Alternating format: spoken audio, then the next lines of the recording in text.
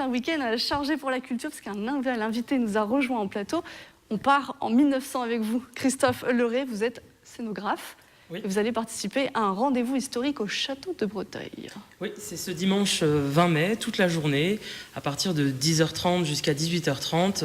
Un vaste programme d'activités attendent les petits comme les grands visiteurs. C'est un voyage à travers l'histoire que nous leur proposons. Alors 1900, c'est pas anodin pour le château, c'est une période assez faste. C'est une période de grands changements pour le château de Breteuil. C'est un château familial depuis 400 ans. Mais là, en 1900, nous sommes à l'époque du grand-père de l'actuel marquis de Breteuil, Henri de Breteuil. Et avec sa femme, Marcellita Garner, ils entreprennent d'immenses travaux au sein même du château. Ils vont apporter tout le confort moderne. C'est le château qu'on connaît aujourd'hui ? C'est quasiment le château qu'on connaît aujourd'hui. Alors, il y a eu l'ouverture au public il y a 49 ans, donc beaucoup de transformations depuis. Mais quand même sur l'organisation du parc, du château, la distribution des pièces. On est vraiment sur un château de la belle époque, un château 1900.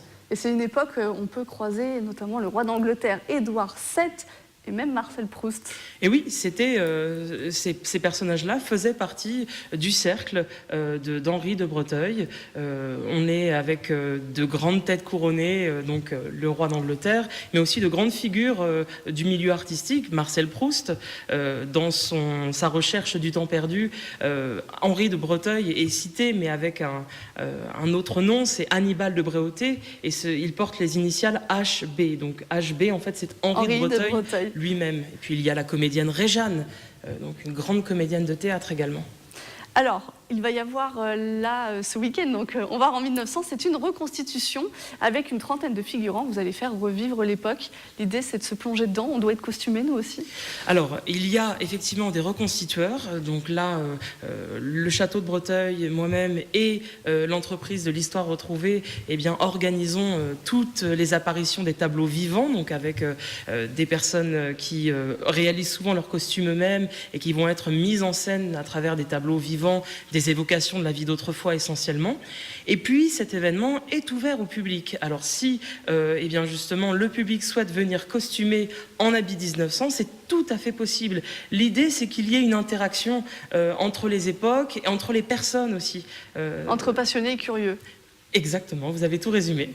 Alors on a beaucoup parlé costume, et qui dit costume dit couture, et nous partons à la rencontre d'une personne que vous connaissez bien, Christophe, Pascale Brenne. Elle crée des costumes de scène, elle s'occupe notamment de ceux de la troupe que vous présidez, c'est aussi le président de la troupe du Crâne, mais elle fait aussi de la reconstitution, et Marion Tac et Manon Varaldo l'ont rencontrée. S'installer à sa machine à coudre, un geste que Pascale Brenne pratique chaque jour. Ses doigts créent costumes de scène et costumes d'époque. Les costumes d'époque étaient construits à la main, donc les techniques sont différentes. Quand on passe à la machine à coudre, on n'a pas forcément la place de passer la machine à coudre. Donc il faut qu'on joue, qu'on ruse, quand on veut gagner du temps et ne pas le faire à la main. Et donc c'est combien d'heures de travail ? Entre 60 et 70 heures de travail. Rien qu'en confection. Mais quand il m'en avait parlé, je l'avais déjà dans la tête, je savais quel manteau je voulais lui faire. J'avais une idée de manteau Renaissance. Cette Yvelinoise lance en 2014 son entreprise au fil de l'histoire avec son fils. Celle qui coud depuis l'âge de 7 ans est autodidacte. On fait, on défait, on essaie à ce que ça ressemble d'abord à un vêtement qu'on a pris dans son armoire, et puis on copie. Et puis on redémonte et on essaie d'y arriver le plus près possible. Et puis ça se fait tout seul. Pascale Brenne coud pour des châteaux, les amis de Charles Perrault et la troupe saint-quentinoise, la troupe du Crâne.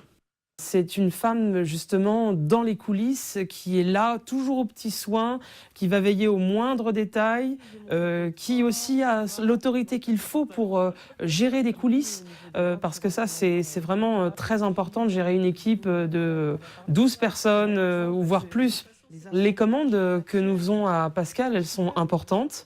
Ça peut être tout un vestiaire à créer sur une thématique précise. Un costume représente jusqu'à un mois de travail. La recette pour faire un bond dans le passé.